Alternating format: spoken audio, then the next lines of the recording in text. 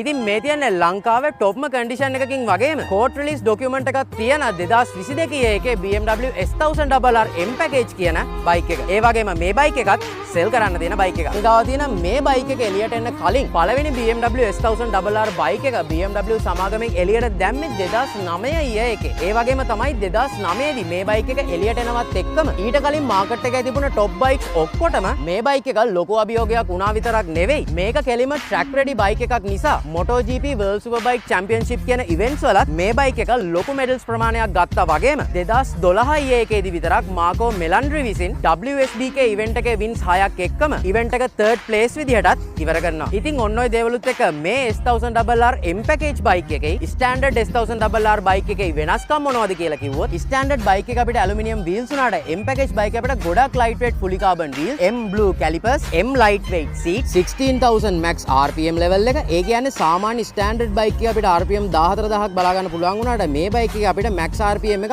RPM 16000ක් විදියට බලා ගන්න පුළුවන්. ස්ටෑන්ඩඩ් බයික් එකට හාත්පසින්ම වෙනස් අප්ග්‍රේඩ් කරපු M සිස්ටම් එක S1000 නෙවෙයි M1000RR එකට එන suspension, fully loaded M1000RR upgraded system, M1000RR bike එකට එන ස්ටෑන්ඩඩ් ඇග්‍රොපොයික් එක්සොස් සිස්ටම් එක වගේම ට්‍රයිකලර් M sport body design එක තියෙන මේ කියපු හැම දෙයක්ම එකතු වෙලා මේ බයික් එක ස්ටෑන්ඩඩ් බයික් එකට වඩා කිලෝග්‍රෑම් 4.5ක් බරින් අඩු වෙනවා. කම්පැනි එකෙන් අපිට butter smooth up and down quick shifters එනවා. all modes ABS off කරන්න පුළුවන් feature එක. adjustable brake system, daytime running light, fully adjustable monoshocks විතරක් නෙවෙයි. මේ බයික් එකේ mods ගැන කතා කරොත් rain road dynamic race කියලා mods නුත් එක්කම මේ බයික් එක අපිට මෙන්න මේ විදියට race track mode එකට දැම්මම මේ බයික් එකේ race pro 1 2 3 කියලා mods නුත් බලා ගන්න පුළුවන්. තව අපිට මේ බයික් එකේ custom profiles හදා ගන්නත් පුළුවන්. ඒ කියන්නේ ඔයාලට මේ බයික් එකේ brake, suspensions, power කියන හැම දෙයක්ම ඔයාට ඕන විදියට customize කරගෙන ඔයාගේම profile එකක් මේකේ හදා ගන්න පුළුවන්. ඉතින් මේ බයික් එකේ anti wheel control, launch control වගේ තා ගොඩක් features බලා ගන්න පුළුවන් වගේම අපි දැන් ඔහොම මේ බයික් එකේ mileage එක පැත්තට ආවොත් මේ බයික් එක වලට කිලෝමීටර් 3728ක genuine low mileage එකක් බලා ගන්න පුළුවන්. දැන් නම් මේ බයික් එකේ engine specifications වලට ආවොත් inline 4000cc liquid cooled engine එකක් එක්කම